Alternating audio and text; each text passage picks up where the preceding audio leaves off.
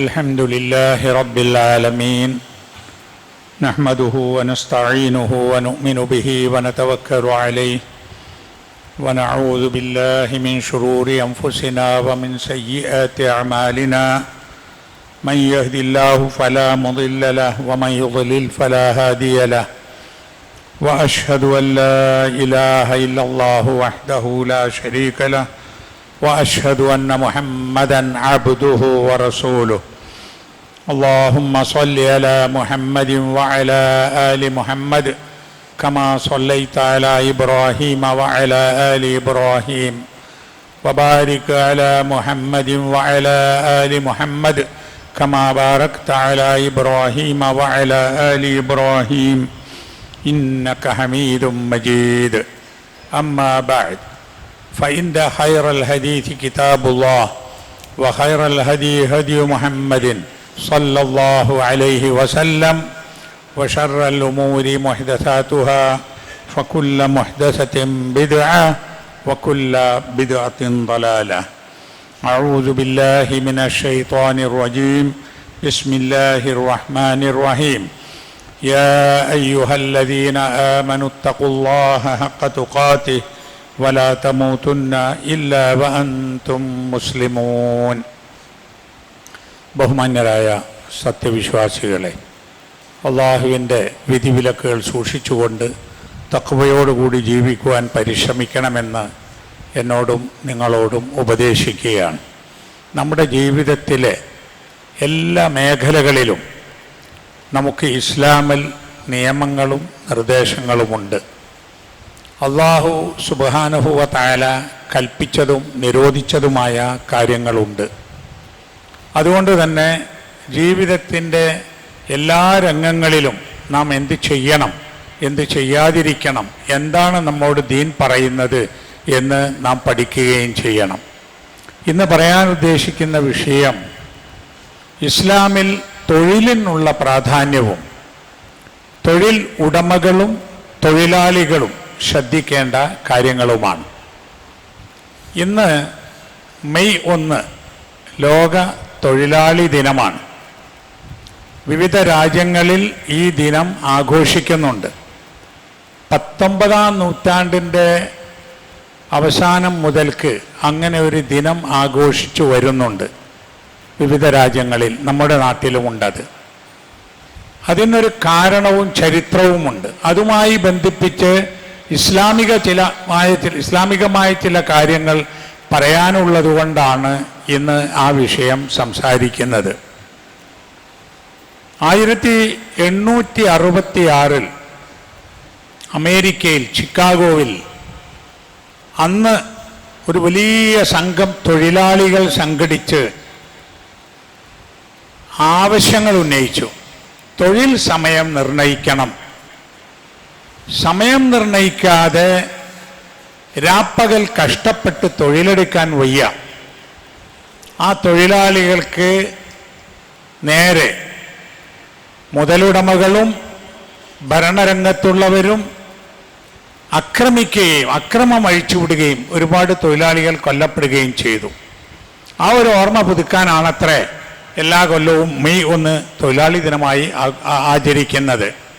നമുക്കതിൽ പഠിക്കാനുള്ള കാര്യം എന്താണെന്ന് വെച്ചാൽ, എന്താണ് തൊഴിൽ, എന്താണ് തൊഴിലുടമ ചെയ്യേണ്ടത്, എന്താണ് തൊഴിലാളികൾ ചെയ്യേണ്ടത് തുടങ്ങിയ കാര്യങ്ങളാണ്. ഒന്ന്, തൊഴിൽ വളരെ പ്രധാനപ്പെട്ട ഒരു സംഗതിയാണ്. തൊഴിൽ ചെയ്യാതെ ജീവിക്കുക പ്രയാസമാണ്. കാരണം പണം വേണ്ടേ നമുക്കിവിടെ ജീവിക്കാൻ. ആർഭാടമില്ലെങ്കിലും അടിസ്ഥാന ആവശ്യങ്ങൾക്ക് പണം വേണ്ടേ. ഭക്ഷണത്തിനും വസ്ത്രത്തിനും പാർപ്പിടത്തിനും ചികിത്സക്കുമൊക്കെ നമുക്ക് പണം വേണം. പണം ഉണ്ടാക്കാൻ ഇസ്ലാമിൽ പ്രോത്സാഹനവുമുണ്ട്. പണത്തെക്കുറിച്ച് ഖുർആൻ പറഞ്ഞിട്ടുള്ളത് വലാ തുഅ്തു സുഫഹാ അംവാലകുമുല്ലത്തി ജഅലല്ലാഹു ലക്കും ഖിയാമ. അല്ലാഹു തആല നിങ്ങളുടെ നിലനിൽപ്പായി നിശ്ചയിച്ചിട്ടുള്ള പണം അത് കൈകാര്യം ചെയ്യാൻ തൻ്റെ ഇടമില്ലാത്തവർക്ക് കൊടുക്കരുത് എന്നാണ്. അതിൽ പണത്തെ വിശേഷിപ്പിച്ചതാണ് നിങ്ങളുടെ നിലനിൽപ്പിൻ്റെ ആധാരമാണ്, പണം നിങ്ങൾക്ക് ആവശ്യമാണ് എന്ന്.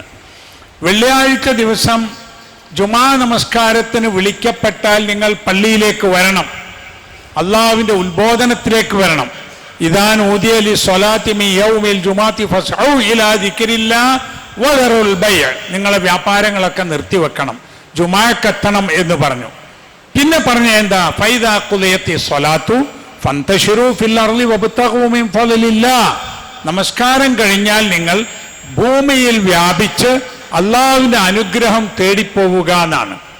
വെള്ളിയാഴ്ച അല്ലേ, ജുമാ അല്ലേ എന്ന് വിചാരിച്ച് പകൽ മുഴുവനും രാത്രി മുഴുവനും പള്ളിയിലിരിക്കാൻ പറഞ്ഞിട്ടില്ല. നമ്മോട് പറഞ്ഞത് ജുമാ നമസ്കാരത്തിന് വിളിക്കപ്പെട്ടാൽ പള്ളിയിലേക്ക് വരണം, അവിടെ ഉത്ബോധനം കേൾക്കണം. ദിക്റുല്ലാഹ്, അള്ളാഹുവിനെ കൊണ്ടുള്ള ഉത്ബോധനമാണ്, ഖുതുബയാണത്. പിന്നെ നമസ്കാരം കഴിഞ്ഞാലോ ഫൈദാ ഖുദിയത്തി സ്വലാത്തു, നമസ്കാരം കഴിഞ്ഞാൽ നിങ്ങൾ ഭൂമിയിലേക്ക് വ്യാപിക്കുക. എന്നിട്ട് വബ്തഗൂ മിൻ ഫളില്ലാഹ്, അള്ളാഹിന്റെ അനുഗ്രഹം തേടിപ്പോവുക എന്നാണ്. അള്ളാഹിന്റെ അനുഗ്രഹം പണം തന്നെയാണ്. നമുക്ക് നമ്മുടെയും നമ്മുടെ കുടുംബത്തിൻ്റെയും മക്കളുടെയും ഒക്കെ കാര്യങ്ങൾക്ക് വേണ്ടി അള്ളാഹുവിൻ്റെ ഫളൽ അന്വേഷിപ്പോണം എന്നാണ്. അതാണ് ഇസ്ലാമിൻ്റെ സമീപനം. നിഅമർ റജുലു സാലിഹ് നിഅമൽ മാലു സാലിഹ് ഫീ യദി റജുലിൻ സാലിഹ്. ഒരു നല്ല മനുഷ്യന്റെ കയ്യിലുള്ള പണം എത്ര നല്ല പണം എന്ന് റസൂൽ സല്ലല്ലാഹു അലൈഹി വസല്ലം പറഞ്ഞു. പണം ഉണ്ടായിട്ട് കാര്യമില്ല, ഒരു നല്ല മനുഷ്യന്റെ കയ്യിലുള്ള പണം അത് അയാൾക്കും കുടുംബത്തിനും കുഞ്ഞുങ്ങൾക്കും നാടിനും നാട്ടുകാർക്കും ഒക്കെ ഉപകാരപ്പെടും. അത് എത്ര നല്ല പണം എന്ന് നബി സല്ലല്ലാഹു അലൈഹി വസല്ലം പറഞ്ഞു. ഒരു സഹാബിയുടെ കൈ, പരുക്കൻ കൈകൾ, തഴമ്പുള്ള കൈകൾ നബി സല്ലല്ലാഹു അലൈഹി വസല്ലമ ചുംബിക്കേണ്ടായി.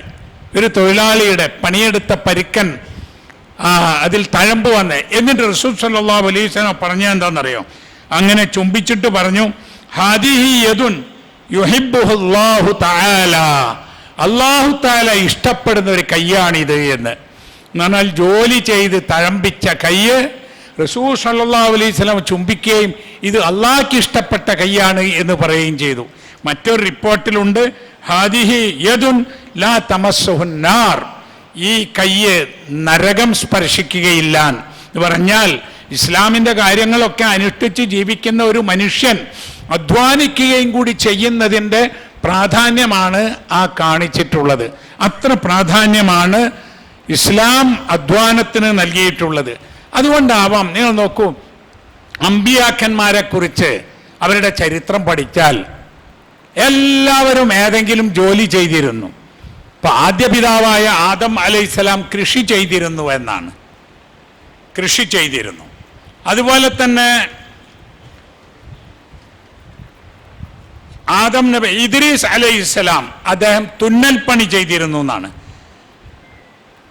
നൂഹ് നബി അലൈഹിസ്സലാം കപ്പലുണ്ടാക്കിയ കഥ നമുക്കറിയാമല്ലോ. ദാവൂദ് അലൈഹിസ്സലാമും അധ്വാനിച്ചാണ് ജീവിച്ചിരുന്നത്. മൂസാ നബി അലൈഹിസ്സലാം ആടുകളെ മേയ്ക്കാറുണ്ടായിരുന്നു.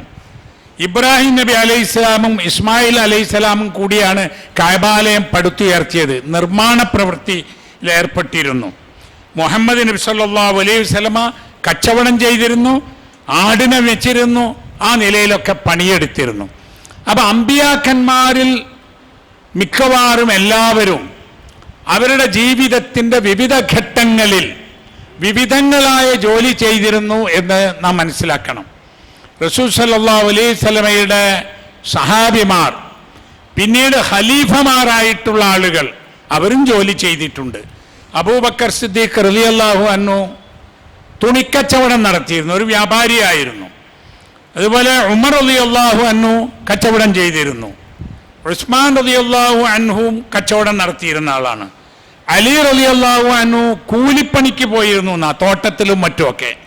പിന്നെ ഒരുപാട് സഹാബിമാർ, അബ്ദുറഹ്മാൻ ബിൻ ഔഫ് ബിസിനസ്സുകാരനായിരുന്നു. അൻസാരികൾ, മദീനയിൽ ഉണ്ടായിരുന്ന ആളുകൾ പൊതുവെ കൃഷിക്കാരായിരുന്നു, അവർ തന്നെ കൃഷിപ്പണി ചെയ്തിരുന്നു.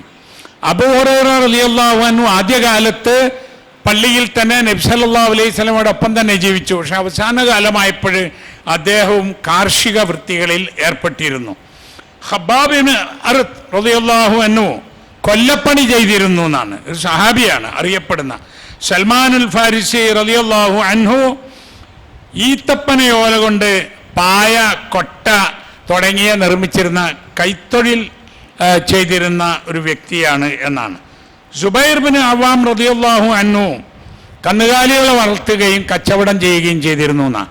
അതായത് അമ്പിയാക്കന്മാർ, മുർസലീങ്ങൾ, അതുപോലെ സഹാബിമാർ, ഖലീഫമാരൊക്കെ പണിയെടുത്ത് ജീവിച്ചിട്ടുണ്ട് എന്ന് കാണാം. ചരിത്രത്തിൽ ദാവൂദ് നബി അലൈഹിസ്സലാമിൻ്റെ ചരിത്രത്തിലുണ്ട്, അദ്ദേഹം സ്വന്തം കൈകൊണ്ട് അധ്വാനിച്ച് സമ്പാദിക്കുന്ന ഭക്ഷണമായിരുന്നു കഴിച്ചിരുന്നത് എന്ന് പറഞ്ഞാൽ പണിയെടുക്കുക, കച്ചവടം ചെയ്യുക, കൂലിവേല ചെയ്യുക എന്നതൊക്കെ ഇസ്ലാമിൽ മഹത്വമുള്ള കാര്യമാണ് എന്ന് നാം അറിയണം. ഏത് ജോലിക്കും അതിൻ്റെ മഹത്വമുണ്ട് എന്ന് മനസ്സിലായല്ലോ.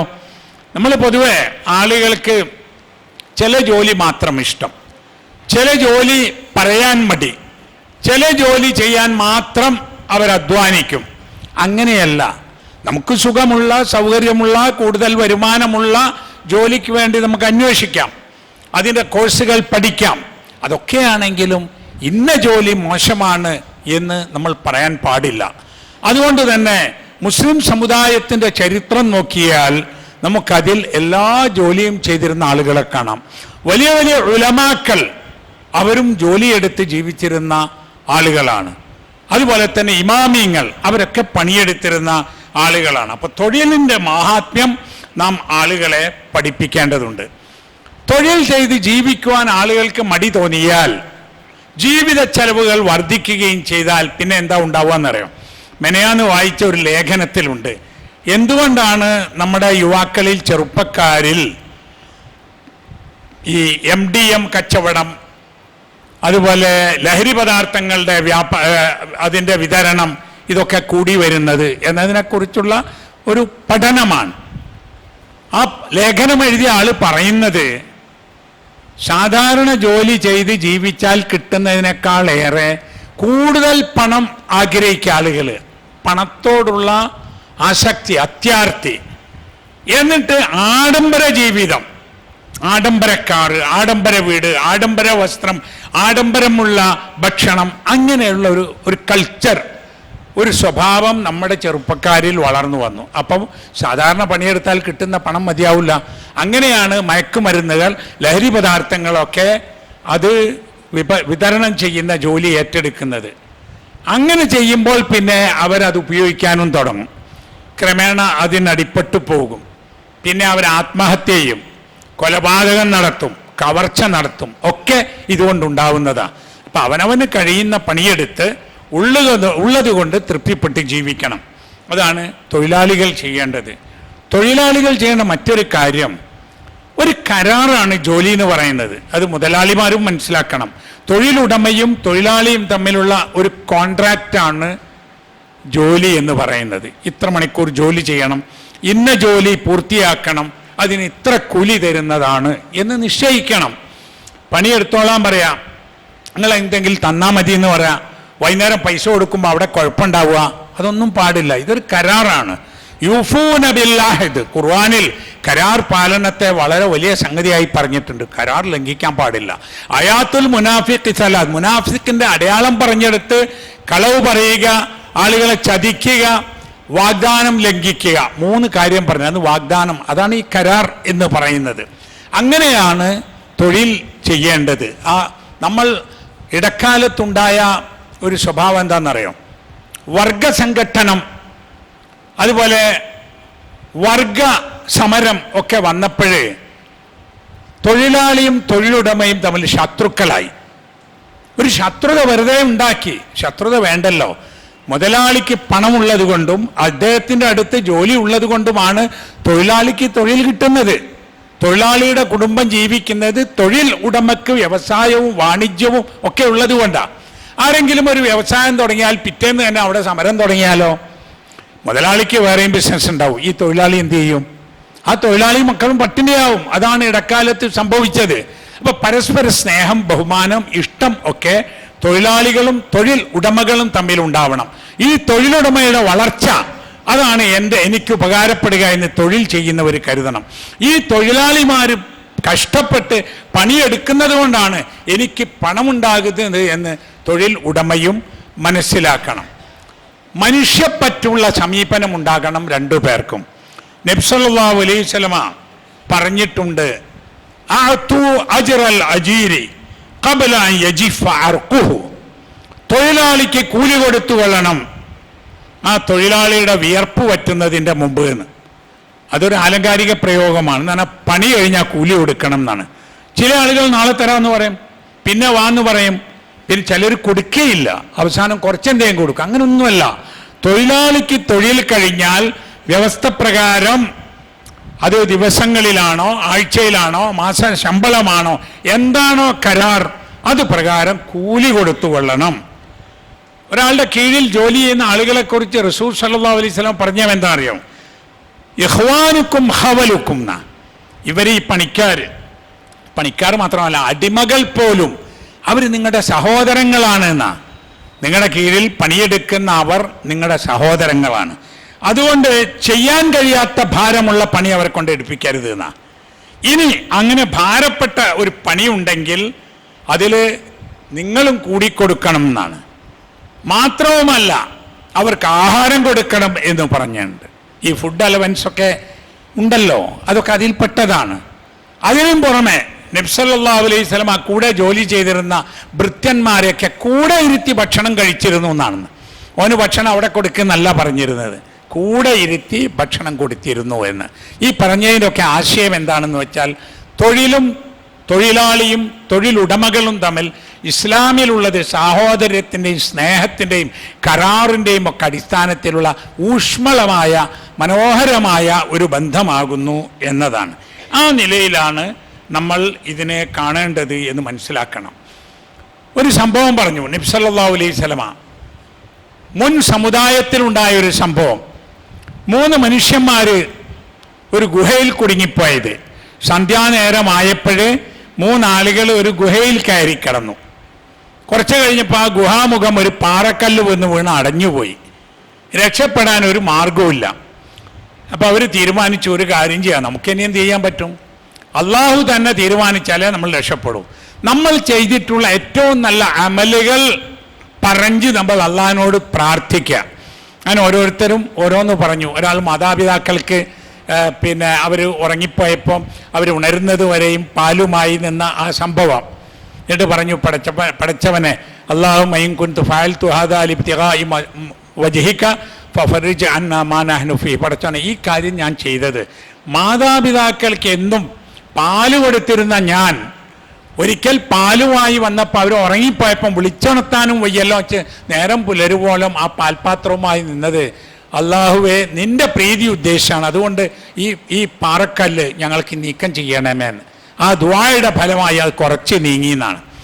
രണ്ടാമത്തെ ആൾ പറഞ്ഞത് വളരെ ഗുരുതരമായ ഒരു കുറ്റകൃത്യത്തിലേക്ക് എത്തിപ്പെടാനുള്ള സാധ്യതയുണ്ടായപ്പോൾ, അതായത് സുന്ദരിയായ ഒരു പെണ്ണുമായി ലൈംഗിക ബന്ധം നടത്താനുള്ള എല്ലാ അവസരവും ഉണ്ടായി. അതിലേക്ക് എത്തിയപ്പോൾ അവൾ പറഞ്ഞു, ഇത്തഖില്ല, അള്ളാഹിനെ സൂക്ഷിക്കണം, ഇത് ഹറാമാണെന്ന് പറഞ്ഞ പടച്ചവനെ നിന്നെ പേടിച്ച് ഞാൻ തിരിച്ചു പോന്നതാണ്, ഇത് നിന്റെ പ്രീതി ആഗ്രഹിച്ച് ചെയ്തതാണ്, അത് മാനിച്ചുകൊണ്ട് അള്ളാഹുവേ ഞങ്ങളെ രക്ഷിക്കണേ എന്ന് പറഞ്ഞപ്പോൾ ആ കല്ല് കുറച്ചുകൂടി താന്നു എന്നാണ്. മൂന്നാമത്തെ ആൾ പറഞ്ഞത്, അതാണ് ഇവിടെ വിഷയം. മൂന്നാമത്തെ ആൾ പറഞ്ഞത്, അയാൾക്ക് കുറേ പണിക്കാരുണ്ടായിരുന്നു, ദിവസക്കൂലിക്ക് പണിയെടുക്കുന്ന ആളുകൾ. അങ്ങനെ ഒരു തൊഴിലാളി പറയും, ആ പൈസ അവിടെ വെച്ചോളി മുതലാളി, ഞാൻ പിന്നെ വാങ്ങിച്ചോളാം. അങ്ങനെ കുറേ ദിവസം പണിയെടുത്ത് ഇയാൾ ആ പൈസ വാങ്ങാതെ പോയി. പിന്നെ അയാളെ ഈ മുതലാളി കണ്ടില്ല. കുറേ കാലം കഴിഞ്ഞിട്ട്, എത്ര കാലം എന്ന് പറഞ്ഞില്ല, കുറേ കാലം കഴിഞ്ഞിട്ട് ഇയാൾ വന്നു. മുതലാളി, അന്നത്തെ കൂലി തരാനുണ്ടല്ലോ, ഞാൻ അത് ചോദിച്ചു വന്നതാണ് എന്ന് പറഞ്ഞു. അങ്ങനെ പറഞ്ഞപ്പോൾ അയാൾ പറഞ്ഞു, കുല്ലു മാ തറാ ഹദാ മിൻ അജ്രിക മിനൽ ഇബ്ലി വൽ ബഖറി വൽ ഗനം. ആ മുതലാളി പറയാണ് തൊഴിലാളിയോട്, നോക്കൂ, അവിടെ കുറേ പശുക്കളും ആടുകളും ഒട്ടകങ്ങളൊക്കെ കണ്ടില്ലേ, ഇത് നിൻ്റെ അന്നത്തെ കൂലി ഇവിടെ ഉണ്ടായിരുന്നത് ഞാൻ ചെറിയ ചെറിയ ബിസിനസ്സിലിറക്കി വളർത്തി കൊണ്ടുവന്ന അവർക്ക് അതിൻ്റെ അസൽ നിൻ്റെ പൈസയാണ്, ഒക്കെ കൊണ്ടുപോയിക്കൊള്ളാൻ പറഞ്ഞു. ആലോചിച്ച് നോക്കൂ, ഒരു ദിവസത്തെ കൂലി അല്ലെങ്കിൽ ഏതാനും ദിവസത്തെ കൂലി മുതലാളിയോട് വാങ്ങാതിരുന്ന പണിക്കാരൻ്റെ ആ കൂലി അത് അവിടെ കിടന്ന് നശിച്ചു പോവാതെ ഇദ്ദേഹം വളർത്തിയെടുത്തു. ഇപ്പോൾ ചില വ്യവസായികളൊക്കെ പറയാറുണ്ട്, നല്ലതാണ്. എൻ്റെ വ്യവസായത്തിൽ ഞാൻ ഇത്ര പെർസെൻറ്റേജ് എൻ്റെ പണിക്കാർക്ക് ഷെയർ ഏർപ്പെടുത്തിയിരിക്കുന്നു എന്ന്. നല്ല മനസ്സാണത്. ചിലപ്പം 10-30 കൊല്ലമൊക്കെ ഒരേ സ്ഥാപനത്തിൽ ആ തൊഴിലിനെയും തൊഴിലുടമയെയും സ്നേഹിച്ച് ബഹുമാനിച്ച് ജോലി ചെയ്ത ആൾക്ക് നൽകുന്ന കൂലിയുടെ മേലെയുള്ള ഒരു ഗിഫ്റ്റായിട്ട് വേണം അത് കാണുന്നത്. അതാണ് ഇവിടെ കണ്ടിട്ടുള്ളത്. ആ കൂലി ഇദ്ദേഹം വളർത്തിയെടുത്ത് ആ പണിക്കാരന് അത് മുഴുവനും, ആ സ്വത്ത് മുഴുവനും തിരിച്ചു കൊടുത്തു എന്നതാണ്. ഇതൊക്കെയാണ് തൊഴിലാളി, മുതലാളി, തൊഴിലുടമ എന്ന വിഷയം ആലോചിക്കുന്ന ഇന്ന് നമ്മുടെ മനസ്സിലുണ്ടാവേണ്ടത്. നമ്മൾ ആരെയും പറ്റിക്കരുത്. തൊഴിലാളിയുടെ അവകാശം മുതലാളി നിഷേധിക്കരുത്. മുതലാളിയെ അനാവശ്യമായി കഷ്ടപ്പെടുത്തരുത്. ഒരു സ്ഥാപനവും നശിച്ച് കാണരുത്. എന്ന് നോക്കൂ, ഏതൊരു സ്ഥാപനം വന്നാലും നേർക്ക് നേരെയല്ലാതെയും ഒരുപാട് ആളുകൾ അതുകൊണ്ട് ജീവിക്കുന്നുണ്ടാകും. ഒരുപാട് ആളുകൾ. ഇപ്പോൾ ഒരു ചെറിയൊരു സ്ഥാപനം വന്നാൽ നേർക്ക് നേരെ അവിടെ ജോലി ചെയ്യുന്നവർ, അവിടേക്ക് ജോലിക്ക് വേണ്ടി നേർക്ക് നേരെ അല്ലാതെ ജോലി ചെയ്യുന്നവർ, നിങ്ങൾ ഏതെടുത്തു നോക്ക്. എന്തായാലും വ്യവസായശാലയായാലും ഒരു ഷോപ്പിംഗ് മോളായാലും ഒരു ഹോസ്പിറ്റലായാലും ഒരു ബസ് സ്റ്റാൻഡായാലും എന്തൊരു സ്ഥാപനം വന്നാലും അതിൻ്റെ ഗുണം എല്ലാവർക്കും ഉണ്ടാകും, ചെറിയ നിലക്കോ വലിയ നിലക്കോ. അപ്പോൾ ആ നിലയിൽ നമ്മൾ തൊഴിലിൻ്റെ മഹത്വം കാണണം. റസൂൽ സ്വല്ലല്ലാഹു അലൈഹി വസല്ലമ വളരെ ബഹുമാനിച്ച സംഗതിയാണ് തൊഴിൽ എന്നത്. അല്ലാഹു തആലയും തൊഴിൽ ചെയ്യാൻ നമ്മളോട് ആവശ്യപ്പെട്ടിട്ടുള്ള സംഗതികളാണ്. അതുകൊണ്ട് അതിൻ്റെ മഹത്വം മനസ്സിലാക്കി പരസ്പര സ്നേഹം ബഹുമാനം നിലനിർത്തി മുന്നോട്ട് പോകാൻ ശ്രമിക്കണം. അല്ലാഹു നമ്മെ അനുഗ്രഹിക്കുമാറാവട്ടെ.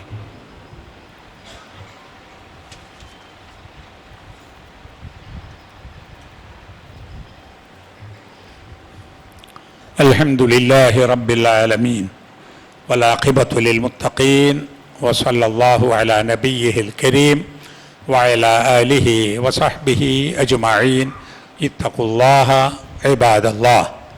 അള്ളാഹുവിൻ്റെ വിധിവിലക്കുകൾ സൂക്ഷിച്ച് ജീവിക്കണമെന്ന് വീണ്ടും ഉണർത്തുകയാണ്. നമ്മൾ ബലിപ്പെരുന്നാൾ, ഹജ്ജ് തുടങ്ങിയ കാര്യങ്ങൾ അനുസ്മരിക്കുന്ന സമയമാണിത്. ദുൽഹജ്ജിലേക്ക് എത്താൻ ഇനിയും ദിവസങ്ങളുണ്ട്, ആഴ്ചകളുണ്ട്. എന്നാലും ഇപ്പോൾ പറയേണ്ട ഒരു പ്രധാന കാര്യം ഉളഹിയ്യത്തിനെ സംബന്ധിച്ചാണ്. അതിൻ്റെ വിശദാംശങ്ങൾ നമുക്ക് പിന്നീട് പറയാം. ഇപ്പോൾ മുതൽക്ക് നമ്മൾ ആലോചിക്കുകയും തയ്യാറാവുകയും ചെയ്താലേ നമുക്ക് ഉളഹിയ്യത്ത് നടത്താൻ പറ്റുള്ളൂ. അത് ഇബ്രാഹിം നബി അലൈഹിസ്സലാമിൻ്റെ ഒരു സുന്നത്താണ്. ഇസ്ലാമിലെ ഒരു ഷിആർ, ഒരു അടയാളമാണ്. അത് നബി സല്ലല്ലാഹു അലൈഹി വസല്ലമ നടപ്പിലാക്കിയതാണ്. 10 കൊല്ലം നബി സല്ലല്ലാഹു അലൈഹി വസല്ലമ ഉളഹിയ്യത്ത് നടത്തിയിട്ടുണ്ട്. സ്വന്തത്തിന് വേണ്ടിയും കുടുംബത്തിന് വേണ്ടിയും മറ്റാളുകൾക്ക് വേണ്ടിയും. അതുകൊണ്ട് കഴിവുള്ള ആളുകൾ ഉളഹിയ്യത്ത് നടത്താൻ ഇപ്പോൾ മുതൽക്ക് തന്നെ ആലോചിക്കുക. ഉളഹിയ്യത്ത് നടത്തേണ്ടത് ആട്, മാട്, ഒട്ടകം, ഇതാണ് അതിനുപയോഗിക്കുന്ന മൃഗങ്ങൾ. അതിന് യാതൊരു അയ്പും ഉണ്ടാവാൻ പാടില്ല എന്നാണ്. അതായത് കണ്ണു പൊട്ടിയതാവാൻ പാടില്ല, ചെവി മുറിഞ്ഞതാവാൻ പാടില്ല, രോഗം പിടിച്ചതാവാൻ പാടില്ല, അങ്ങനെയൊന്നും പാടില്ല. നല്ല കാണാൻ ചൊറുക്കുള്ള, ഭംഗിയുള്ള, ആരോഗ്യമുള്ള നല്ല മൃഗത്തെയാണ് അറുക്കേണ്ടത്. അത് അറുക്കേണ്ടത് ആട് ഒരാടിനെ അറുക്കണം. മാട്, അതായത് കാള, പശു, പോത്ത് തുടങ്ങിയവയും ഒട്ടകവും ഒരാളൊന്ന് അറുക്കുന്നത് നന്ന്. എന്നാൽ ആളുകളുടെ കഴിവനുസരിച്ചും ആവശ്യമനുസരിച്ചും 7 ആൾ വരെ അതിൽ ഷെയർ ചേരാവുന്നതാണ്. ഒരു കുടുംബത്തിൽ ഒരാൾ ഉളഹിയ്യത്ത് അറുത്താൽ മതിയാവുന്നതാണ്. അതൊരു ഷെയർ ആയാലും മതിയാവുന്നതാണ്. അങ്ങനെയാണ് ഹദീസുകളിൽ വന്നിട്ടുള്ളത്. ചില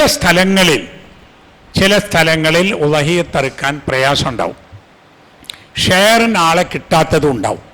അങ്ങനെയാണെങ്കിൽ അത് ഉള്ള സ്ഥലത്തേക്ക് കൊടുത്തയക്കാവുന്നതാണ്. അതുപോലെ സ്വന്തം നാട്ടിലാണിത് ചെയ്യേണ്ടത്.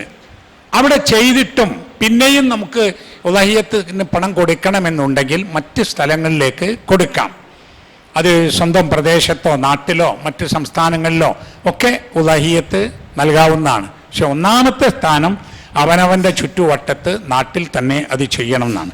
അത് ഓരോ വ്യക്തികൾക്ക് ചെയ്യാം, ഒന്നിലധികം വ്യക്തികൾ കൂടി ഇങ്ങനെ ഷെയർ എടുത്ത് അത് ചെയ്യാം.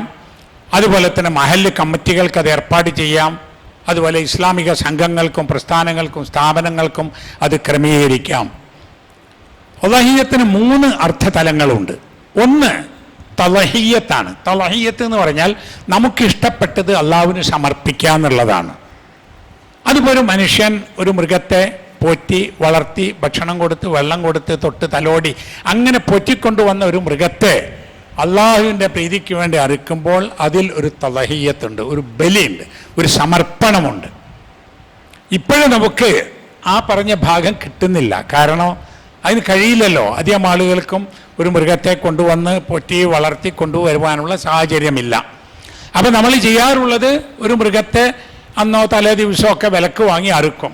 അവിടെ രണ്ടാമത്തെ വിഷയമാണുള്ളത് എന്ന് പറഞ്ഞാൽ ആളുകൾക്ക് മാംസാഹാരം കിട്ടുന്നു എന്നത്. അതും വലിയ കാര്യമാണ്.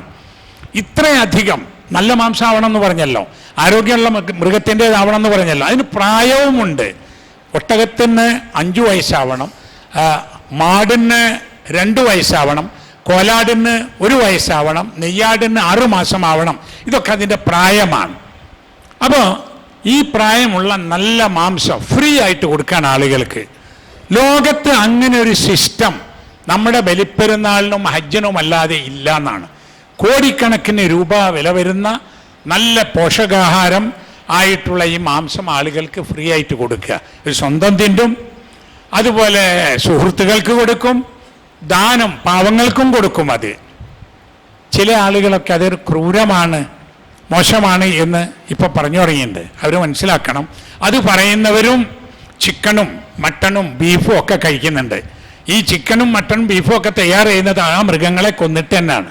അല്ലെങ്കിലും ഒരു ജീവിയെയും കൊല്ലാതെ മനുഷ്യനിവിടെ ജീവിക്കാൻ കഴിയില്ല.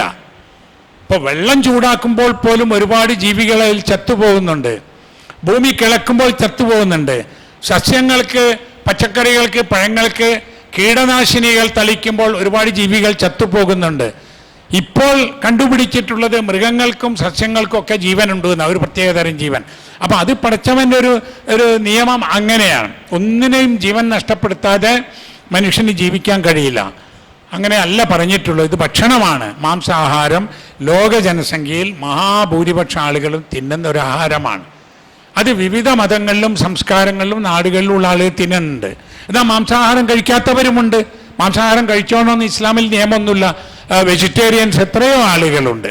അങ്ങനെയും ആകാവുന്നതാണ്. അപ്പോൾ ഈ നിയമങ്ങളൊക്കെ നോക്കി അതിൻ്റെ സമയത്തിന് ഉളഹിയത്ത് നടത്താൻ നമ്മൾ ശ്രമിക്കണം എന്നുകൂടി സൂചിപ്പിക്കുകയാണ്. ഇത് വേസ്റ്റായി പോകാൻ പാടില്ല, അതും ശ്രദ്ധിക്കണം. വേസ്റ്റ് ആവുന്നിടത്ത് വീണ്ടും വീണ്ടും ഒരേ സ്ഥലത്ത് നമ്മൾ ഈ അറിവ് നടത്തേണ്ടതുമില്ല. ആവശ്യമുള്ള സ്ഥലത്തേക്ക് എത്തിച്ച് കൊടുത്താൽ മതിയാവുന്നതാണ്. അള്ളാഹു സുബ്ഹാനഹു വ തആല നമ്മെ അനുഗ്രഹിക്കുമാറാവട്ടെ. റഹ്മാനായ അള്ളാഹുവെ, ഞങ്ങളിൽ നിന്ന് വന്നു പോകുന്ന തെറ്റുകുറ്റങ്ങൾ നീ ഞങ്ങൾക്ക് വിട്ടുപുറത്തുമാക്കി തരണമേ. ദീനനുസരിച്ച് ജീവിക്കുന്ന നല്ല മനുഷ്യരിൽ ഞങ്ങളെ ഉൾപ്പെടുത്തണമേ. ഞങ്ങളിൽ നിന്ന് മരണപ്പെട്ടു പോയ ആളുകൾക്ക് മഗ്ഫിറത്ത് നൽകി അനുഗ്രഹിക്കണമേ. രോഗങ്ങൾ കൊണ്ട് കഷ്ടപ്പെടുന്ന ആളുകളുടെ രോഗങ്ങളും പ്രയാസങ്ങളും നീക്കം ചെയ്ത് തരണമേ. ശാരീരികവും സാമ്പത്തികവും മാനസികവുമായി ക്ലേശങ്ങൾ അനുഭവിക്കുന്ന ആളുകളെ എല്ലാ ക്ലേശങ്ങളും പ്രയാസങ്ങളും ദൂരീകരിച്ച് തരണമേ. ഇസ്ലാമും മുസ്ലിം സമൂഹവും അനുഭവിക്കുന്ന പീഡനങ്ങളും പ്രയാസങ്ങളും തരം ചെയ്യാനുള്ള ഈമാനും ശക്തിയും നൽകി സമൂഹത്തെ അനുഗ്രഹിക്കണമേ. ലോകത്ത് ജീവിക്കുന്ന എല്ലാ മനുഷ്യർക്കും ശാന്തിയോടും സമാധാനത്തോടും സ്വസ്ഥതയോടും കൂടി ജീവിക്കുവാനുള്ള സാഹചര്യം ഒരുക്കി തരണമേ. അല്ലാഹുമ്മ ഗ്ഫിർ ലിൽ മുഅ്മിനീന വൽ മുഅ്മിനാത്ത് വൽ മുസ്ലിമീന വൽ മുസ്ലിമാത്ത് അൽഅഹ്യാഇ മിൻഹും വൽ അംവാത്ത് ഇന്നക മുജീബുദ് ദഅവാതി യാ ഖാദിൽ ഹാജാത്ത്. ربنا تقبل منا إنك أنت السميع العليم وتب علينا إنك أنت التواب الرحيم. ربنا يا غافر المذنبين اللهم أعز الإسلام والمسلمين. ربنا هب لنا من أزواجنا وذرياتنا قرة أعين واجعلنا للمتقين إماما. ربنا آتنا في الدنيا حسنة وفي الآخرة حسنة وقنا عذاب النار. وصلى الله على نبينا محمد وعلى آله وصحبه وسلم.